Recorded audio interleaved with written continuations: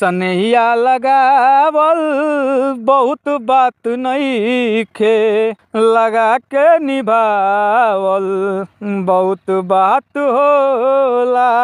क्या एक सुपरस्टार की पत्नी होना सजा बन सकता है? पिछले 8 सालों में एक औरत खामोश थी, लेकिन अब जो ज्योति सिंह ने कहा उसने पूरी भोजपुरी जगत की नींव को हिलाकर रख दिया है। ज्योति सिंह ने साफ कह दिया है कि मेरी जिंदगी बर्बाद करने वाले को मैं इतनी आसानी से आजाद नहीं करूंगी। आखिर क्यों 8 साल बाद भी पवन सिंह को ज्योति सिंह तलाक नहीं दे रही हैं? और क्या है उस बर्बादी के पीछे का कड़वा सच? अगले 2 मिनट में देखिए। वो राज अब तक कोर्ट के फाइलों में दबा था।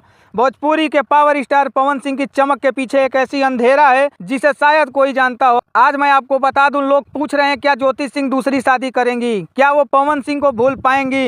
इन सवालों के जवाब में ज्योति सिंह ने जो कुछ कहा है उसने सबकी बोलती बंद कर दी है। ज्योति सिंह ने कहा उनके जीवन के 8 साल सबसे कीमती साल इस कोर्ट कचहरी के चक्कर और मानसिक तनाव के चक्कर में कट गए हैं। यह लड़ाई सिर्फ पैसों या गुजारे भत्ते की नहीं है, बल्कि उस समय की है जो कभी लौट कर नहीं आएगा। सोचिए, जिस उम्र में एक लड़की अपने घर और कैरियर के सपने बुनती है, उस उम्र में ज्योति सिंह तारीख पे तारीख गिन रही हैं। ज्योति सिंह का सीधा तर्क है, अगर उनकी जिंदगी के 8 साल बर्बाद हुए हैं तो इसका हिसाब कौन देगा? क्या पवन सिंह से अलग होना ही उसका एकमात्र समाधान है, या फिर ज्योति सिंह अपनी शर्तों पर इंसाफ चाहती हैं? इस एक बयान के बाद पवन सिंह के फैंस को भी 2 गुटों में बांट दिया है। तारीख पे तारीख मिल रही है, लेकिन इंसाफ की मंजिल अभी तक दूर है। क्या ज्योति सिंह की यह जिद्दी रुख सही है, या पवन सिंह को अपनी जिंदगी जीने की आजादी मिलनी चाहिए? दोस्तों, यह मामला अब सिर्फ एक सुपरस्टार के तलाक का नहीं रहा, बल्कि एक महिला के आत्मसम्मान और उसके बर्बाद हुए वक्त का सवाल बन चुका है। पवन सिंह के भी 8 साल बर्बाद होने का सवाल बन चुका है। आप इस विवाद में किसके साथ हैं? ज्योति सिंह के संघर्ष के साथ या पवन सिंह के पक्ष में? अपनी ईमानदारी भरी राय नीचे कमेंट बॉक्स में लिखें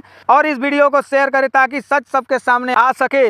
और मिलते हैं एक ऐसी ही अपडेट के साथ, तब तक के लिए नमस्कार।